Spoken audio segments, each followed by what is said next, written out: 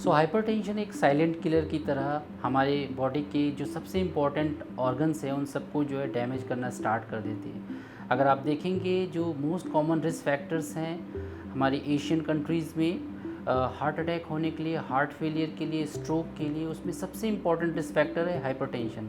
Hypertension को manage करना बहुत इम्पॉर्टेंट है और इसके कुछ वैल्यूज़ होती हैं जिसको हमें उस नंबर को तो मेंटेन करना ही होता है, साथ साथ में quality of blood pressure control is very very important. अगर आप रिस्क फैक्टर्स की बात करेंगे तो बहुत सारे पेशेंट हैं जिनमें ओबेसिटी, साथ साथ में स्ट्रेस, जेनेटिक फैक्टर्स, ये सारे किडनी की डिजीज़ेज़ जो होती हैं ये सारे बीपी बढ़ाने में काफ़ी हेल्पफुल होती हैं। ब्लड प्रेशर को कंट्रोल करने के लिए हमें अपनी लाइफ स्टाइल में मॉडिफिकेशन करना बहुत ज़रूरी है, जिसमें रेगुलर एक्सरसाइज, डाइट का modification, salt restriction, oily food को अवॉइड करना, वेट को रिड्यूस करना और स्ट्रेस का मैनेजमेंट बहुत इम्पॉर्टेंट है। स्लीप में एक बहुत इम्पॉर्टेंट कंपोनेंट होता है।